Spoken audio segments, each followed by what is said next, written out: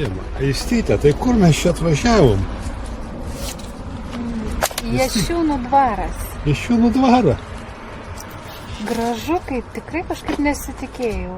Nueisime pasivaikščiosime tada. Pasienio teritorija, kas čia gero, ne? Vau, einam. Einam, pažiūrėsime.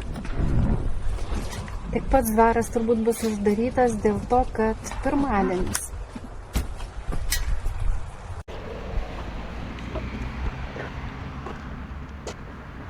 Taip, mūsų aplankyta prasideda palei pasienį Jašiūnus. Atvažiavom teritoriją, stebima vaizdo kameromis. Kadangi pats dvaras uždarytas rūmai, pirmadienį vis tik ištaikėm dėl orų atvažiuoti, kada muziejai nedirba Lietuvai, tai galim apeiti patį parką.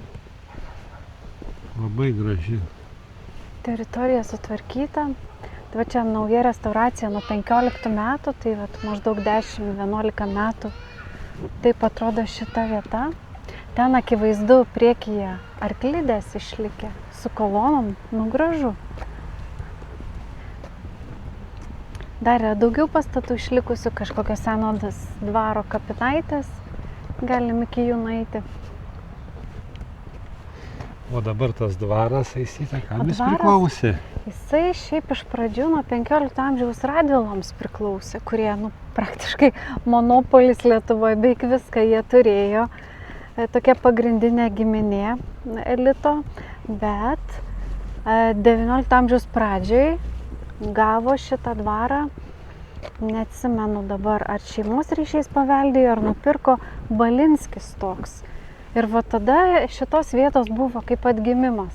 Todėl, kad čia realiai kas čia net observatorija buvo, čia buvo tokia biblioteka, žodžiu, galima sakyti, čia buvo vienas iš Lietuvos mokslinių centrų. Todėl, kad čia rinkdavosi Lietuvos mokslininkai, rašė mokslinius darbus dėl to, kad turtinga biblioteka, poetai, menininkai, tai čia buvo labai aktyvi, svarbi, žymi vieta.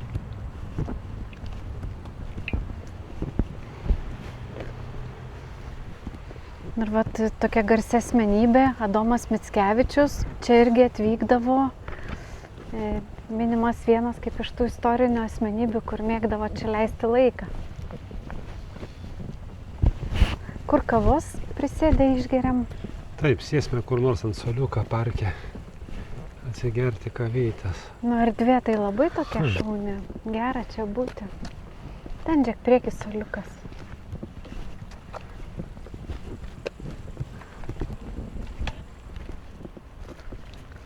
Jungiau jau.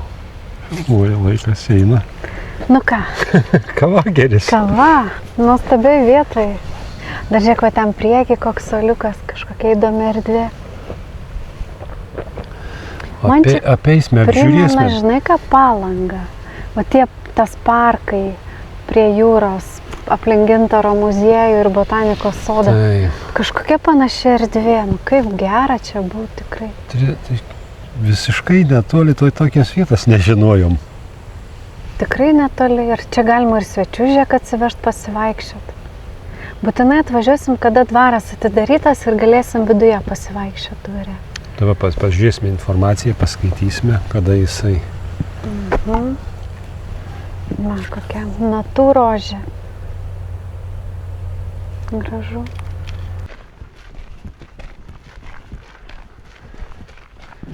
Čia Aistytė galima, matai, parke su vaikučiais atvažiuoti su pinyčiu.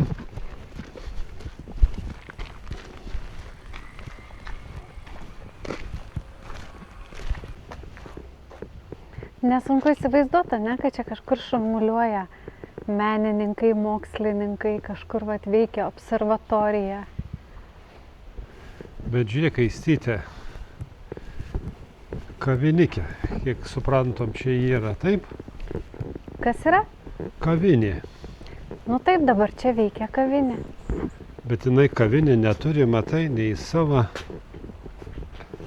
darbo laiką, nieko nėra. Tai visi vietiniai žino, aš taip supratau. O turistam nereikia žinoti. Ne.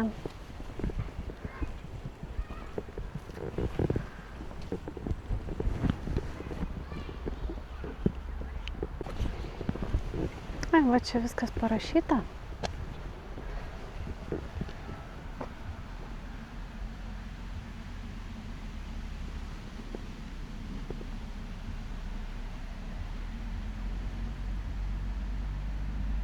Aprašymas yra.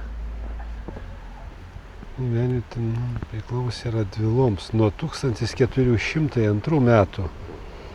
Nu, o vėliau Iki iš jų 1000. Balinskiai nusipirko ir vat sūnus vedė Bet žiūrėk, jiems profesoriaus dukrą. Ir vat ryšim su ta moterim, Sofija Snedeckytė, moteris labai daug gali. Tai vat jos dėka greičiausiai ir buvo iniciatyva, irgi vyko tie mokslininkų tyrėjų čia toks traukos centras.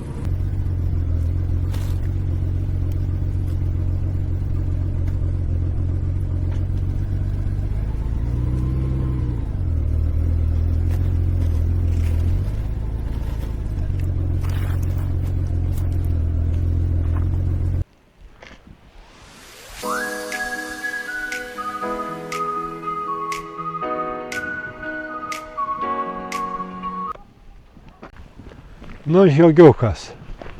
Kur atskridom? Nu va, visai netoli nuo Jašiūnų dvaro.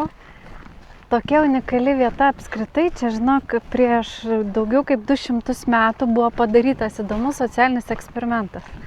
Va toks kunigas, grįžęs iš Italijos, paragavęs mokslų, parsivežęs idėjų, Buržovskis, dabar tiksliai bijau pasakyti pavardę, kad nesuklyščiau, jisai grįžęs įkūrė tokią kaip savo politinį vienetą, kuris turėjo savo įstatymus, turėjo savo net miliciją iš 150 milicininkų su net keliom patrankom ir ginklais, turėjo savo vaistinę, mokyklą pradinę ir 8 valstiečių tarybą. Tai valstiečiai tais baudžiavos laikais buvo įtraukti į šito politinio vieneto kaip Paulavos Respublikos valdymą, ką net sunku įsivaizduoti. Ir jie patys spręsdavo, kaip tvarkyti viską. Ir dar ką tas kunigas padarė, jis vietoj lažo, kas kaip įprasta buvo, suteikė valstiečiam daugiau teisių, laisvių, jie galėjo patys vykdyti prekybą, auginti žemdirbystės įvairias kultūras, iš to gyventi. ir mokėti kaip rentą, nu tam tikrą piniginę dalį. Tai va, vietoj lažo, vietoj atidirbimo dvare. Ir dar kas įdomu, kad tie valstiečiai, kurie kaip žemdirbiai labai pasižymėdavo, jie kaip paskatinimą gaudavo kažkokią ypatingą kepurę. Ir su ta kepurė jau čia buvo didelė garbė, su ją, nu, tiesiog turėti, su ją vaikščioti. Tai buvo labai didelis įvertinimas. Tai vat, ir skatino žmonės. Na vat. O, kaip dėduks Daugiau atrodė. informacijos apie jį. Tai tas Bžostovskis, jis, aišku, buvo prezidentu ir įsidėstę buvo 30 kvadratinių kilometrų tą teritoriją. 3000 hektarų, matai? Taip. Vat prieš daugiau negu 200 metų. Ir žinai dar, spėk, kiek gyveno tų valstiečių šitoj respublikai. Čia neraša, Spėk, sakau. neatspėsiu. Nu bandyk. Porą tūkstančių. 1000 apie 1000 iki 1000.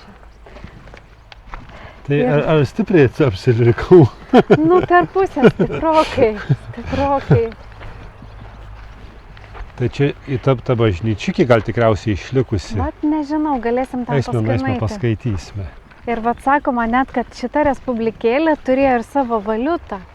Iš tikrųjų, tai irgi skaičiau, kad numizmatai arba tie, kurie kolekcionuoja monetas, tai paprieštarautų.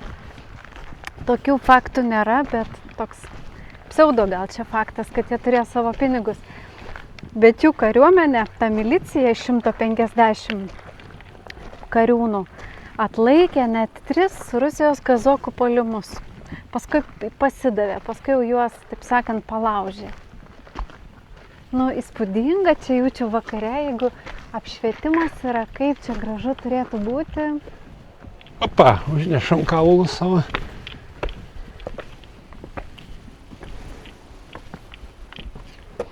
Čia matosi kolonos buvo. Aha, čia labai Čia faina. buvo gražu, aš įsivaizduoju, kad čia buvo Taip, gražu. čia buvo tikrai labai gražu ir faina.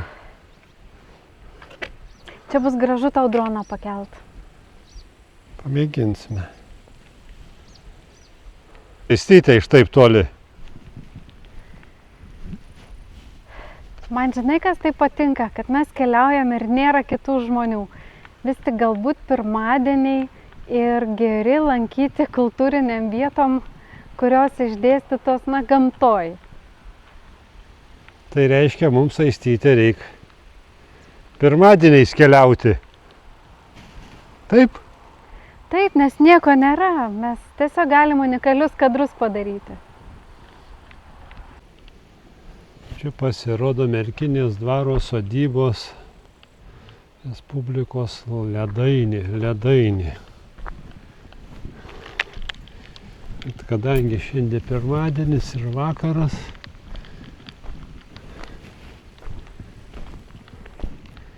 negalėsime parodyti, kas viduje yra.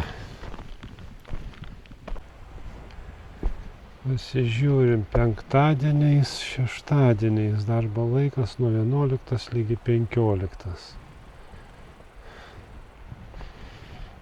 Nedėkingas mums laikas, nepamatėm nei kas čia viduj.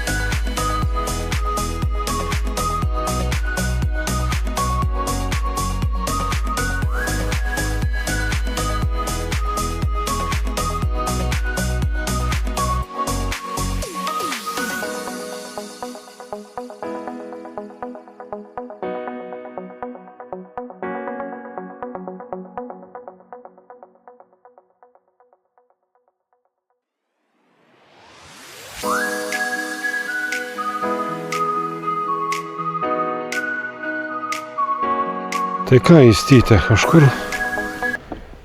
O kaip tau čia patiko?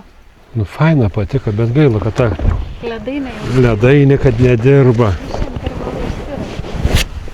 Man čia labai patiko. Man tokia iš tų dviejų vietų šitą tai, nu, vat vidui gera, būnasi čia, ypač ant laiptų.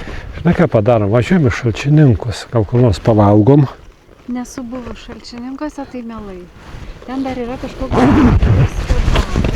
Tai pamėginom, gal dar spėsime prasuksime, ką? oras geras. Nu, tai.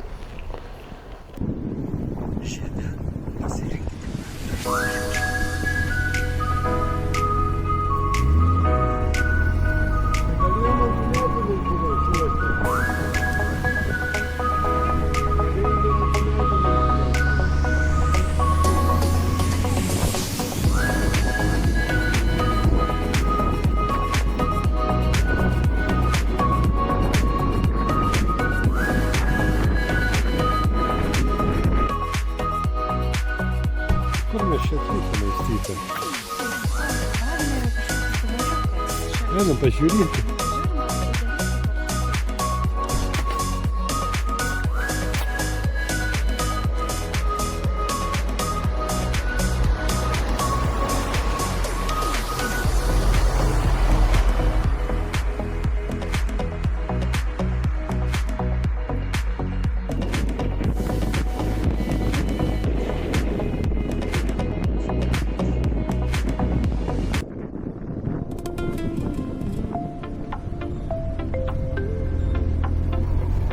Pasukite dešinėn, tada pasieksite kelionės tikslą.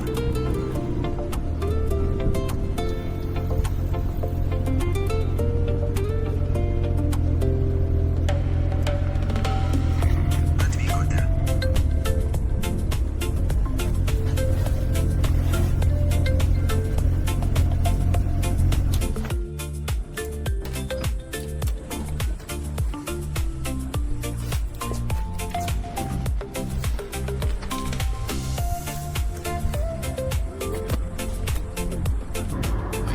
Einam tada į kavinę pasižiūrėsime.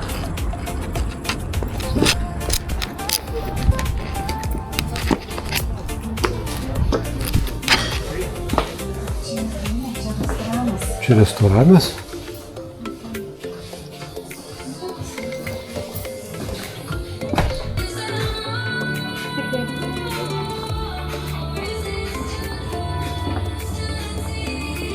Čia ką nors užvalgyti, pavakarieniauti.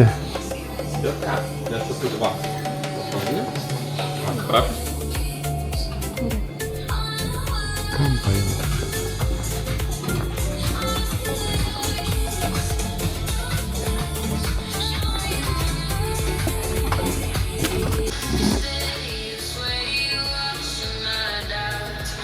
Nu, įstytę pasakų. Susakėm graikiškų salotų. Taip, lengvai pavalgysim. Lengvai pavalgant, su šalti barkšys. Nu, su vegetariškais skoniais. Prastai Lietuvoje. Pasirinkimas mažas, bet kažką vis tiek randam.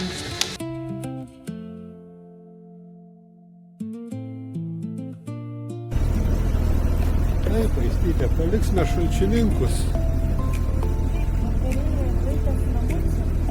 Link Eišiškių.